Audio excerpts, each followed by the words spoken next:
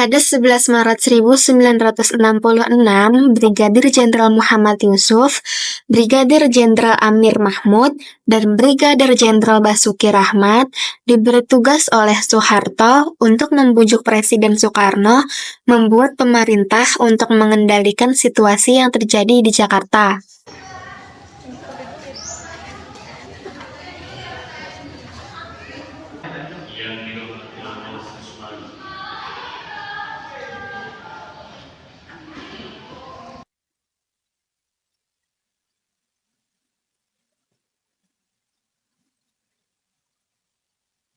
Silakan dulu.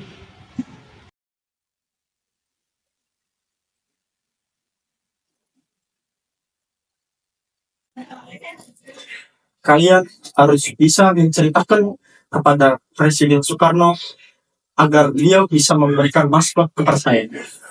Dan kota Jakarta akan bisa dikendalikan oleh saya sendiri. Baik, Pak. Dan ingat pula, kalian juga harus bisa menceritakan bahwasannya kondisi kota Jakarta bisa dikendalikan oleh saya dengan cara yang jelas. Baik, Pak. Baik, saya ucapkan terima kasih.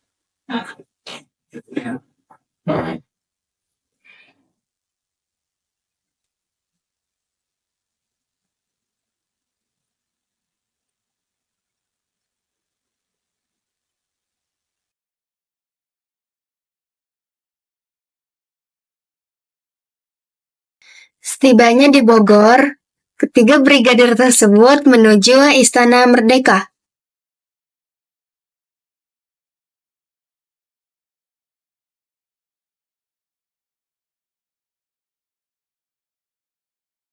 Silakan dulu.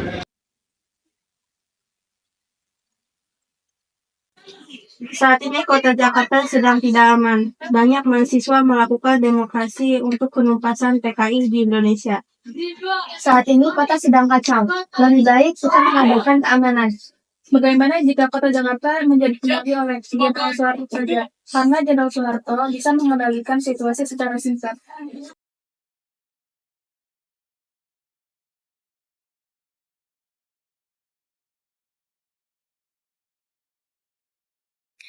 Akhirnya, Presiden Soekarno setuju dengan hal tersebut, dan dibuatlah surat perintah yang dikenal dengan Surat Perintah 11 Maret, yang ditunjukkan kepada Mayor Jenderal Soeharto selaku Panglima Tindakan yang diperlukan. Tolong berikan surat ini kepada Jenderal Soeharto. Baik, Pak.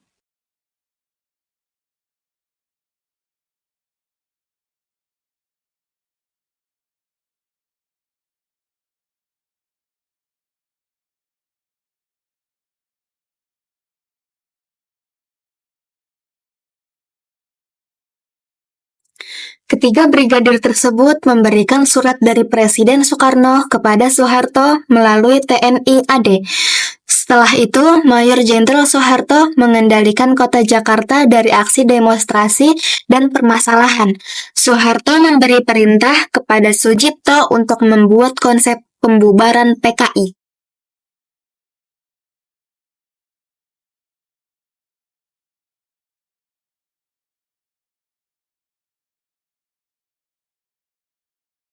Silakan bekerja.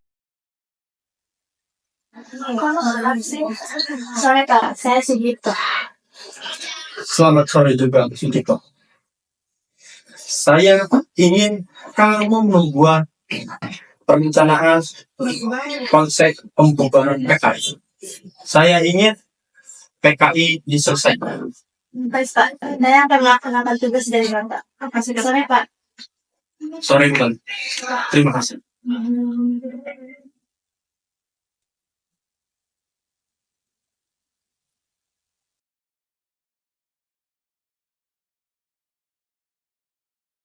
1 tahun kemudian, Soeharto diangkat menjadi pejabat presiden oleh MPR sementara, sesuai dengan TAP MPRS No. 33 MPRS 1967 tentang pencabutan kekuasaan pemerintah negara dari Presiden Soekarno mengangkat Letnan Jenderal Soeharto sebagai pejabat presiden. Pada masa kepemimpinan Presiden Soeharto, PKI berhasil dibubarkan dan ditetapkan sebagai organisasi terlarang. Awalnya, kesejahteraan rakyat pada masa itu sangat baik, bahkan Indonesia dijuluki sebagai negara swasembada pangan.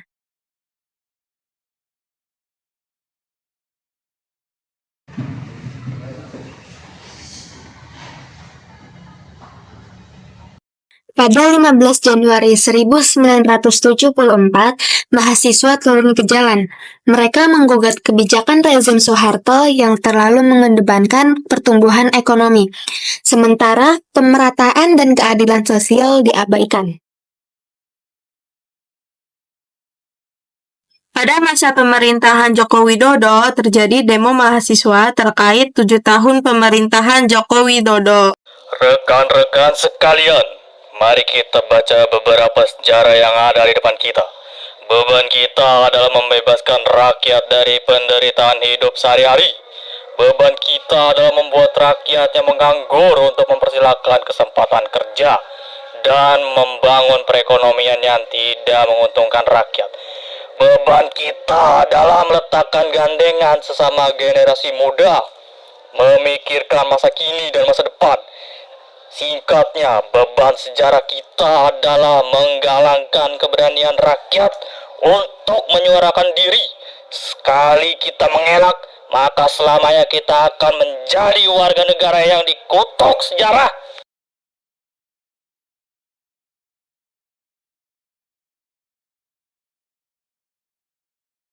Selamat. Saya mendapatkan informasi bahwa ada beberapa mahasiswa yang akan melakukan demokrasi dengan kewenangan pemerintah Jepang. Mengapa hal tersebut bisa terjadi, Pak? Saya ingin hal tersebut segera diselesaikan. Baik, Pak.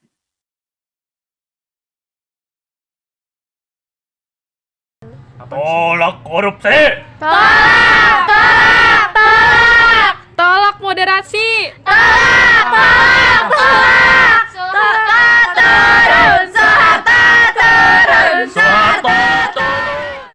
Akhirnya, sekelompok orang yang dipimpin oleh Hariman Siregar tetap melakukan aksi demonstrasi ke arah Jakarta Pusat, karena di Halim, Perdana Kusuma sudah diblokir oleh aparat.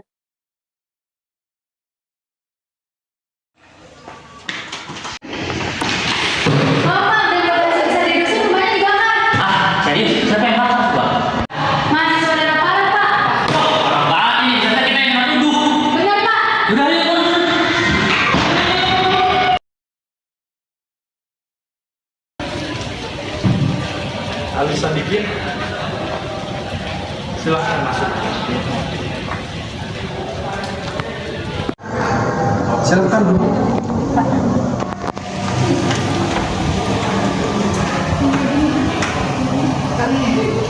Tolong peringatkan kepada Hariman Siregar tentang sanksinya tersebut. Siapa? Siap. Laksanakan.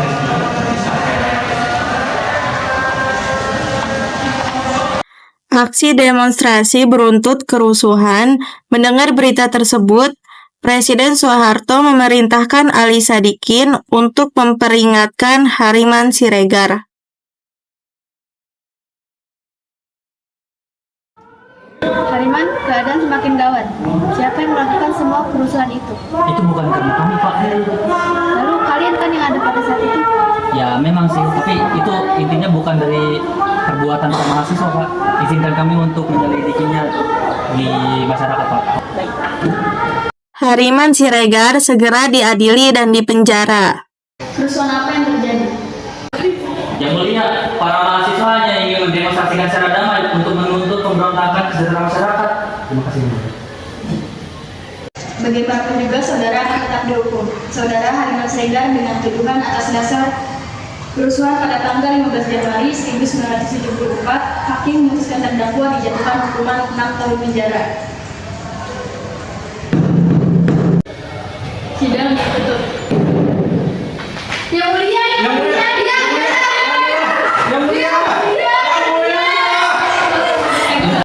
Pada saat masa perubahan Orde Baru ke masa reformasi di tahun 1998, terjadi demo yang menyuruh Soeharto mundur dari jabatannya sebagai presiden.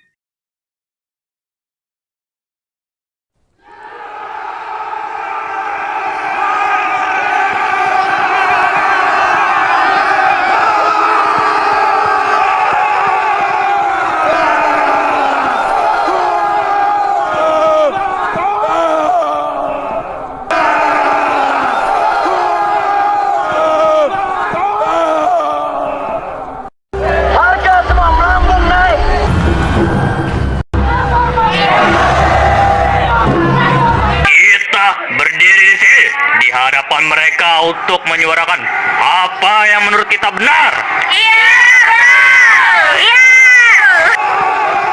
Bukankah selama ini orang-orang bilang buat apa untuk membodohi orang?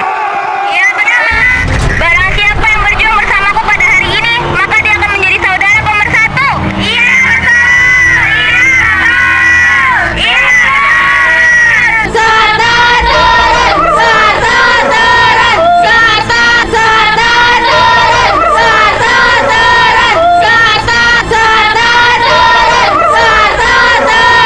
Akhirnya, Soeharto mundur dari jabatannya sebagai presiden dan menyerahkan sisa waktu jabatannya kepada B.J. Habibie. Assalamualaikum warahmatullahi wabarakatuh.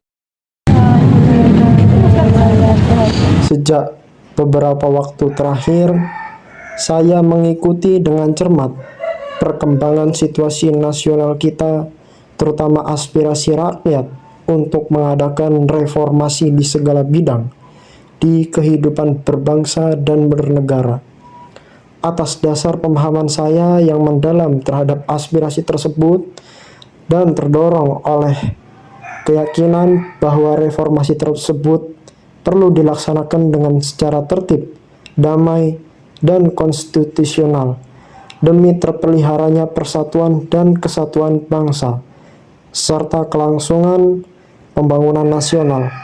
Saya telah menyatakan pembentukan Komite Reformasi dengan mengubah susunan Kabinet Pembangunan ke-7.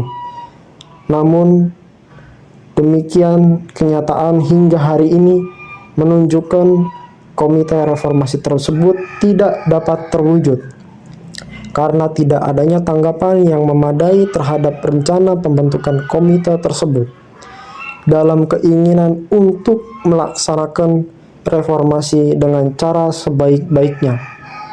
Saya menilai bahwa dengan tidak terwujudnya komite reformasi, maka perubahan susunan kabinet pembangunan ke-7 menjadi tidak diperlukan lagi. Dengan memperhatikan keadaan di atas, saya berpendapat sangat sulit bagi saya untuk dapat menjalankan tugas pemerintahan dan negara dengan baik.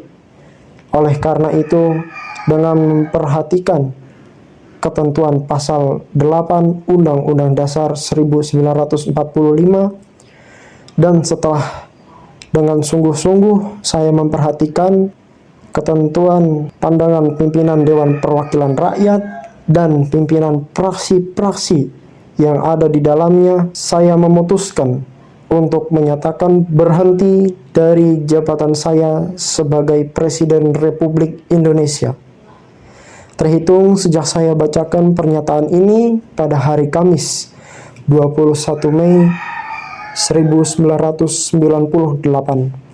Pernyataan saya berhenti dari jabatan sebagai Presiden Republik Indonesia saya sampaikan di hadapan saudara dan saudari pimpinan Dewan Perwakilan Rakyat Republik Indonesia yang juga adalah pimpinan Dewan Perwakilan Rakyat, yang juga adalah pimpinan Majelis Permusyawaratan Rakyat. Pagi ini pada kesempatan silaturahmi yang sesuai dengan pasal 8 Undang-Undang Dasar 45, maka Wakil Presiden Republik Indonesia yaitu B.J. Habibie yang akan melanjutkan sisa waktu jabatan Presiden Mandataris MPR 1998 sampai 2003. Atas bantuan dan dukungan rakyat selama saya memimpin negara dan bangsa Indonesia ini, saya ucapkan terima kasih dan minta maaf bila ada kesalahan yang kurang-kurangnya. Semoga bangsa Indonesia tetap jaya dengan Pancasila dan Undang-Undang Dasar 1945-nya. Mulai hari ini pula Kabinet Pembangunan ke-7 demisioner dan para menteri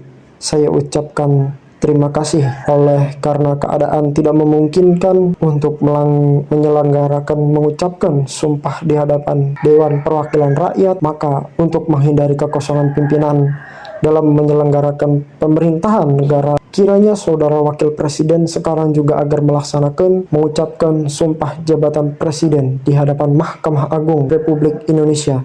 Jakarta, 29 Mei 1945. Presiden Republik Indonesia Soeharto. Terima kasih.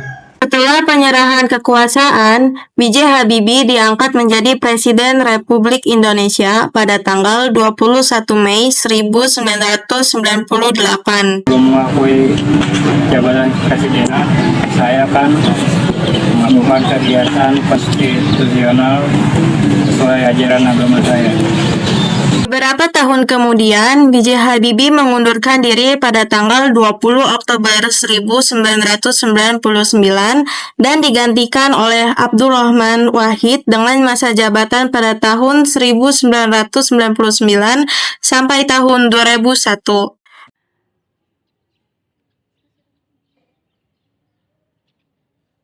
Setelah beberapa tahun kemudian, Abdurrahman Wahid mengundurkan diri dan digantikan oleh Megawati Soekarno Putri pada tanggal 23 Juli 2001 sampai 20 Oktober 2004.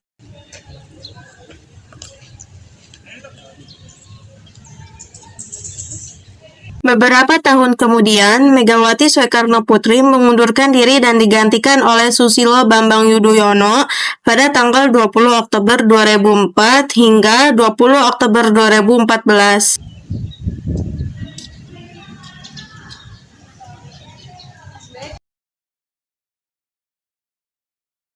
Beberapa tahun kemudian, Susilo Bambang Yudhoyono mengundurkan diri dan digantikan oleh Joko Widodo pada tanggal 20 Oktober 2014 sampai sekarang.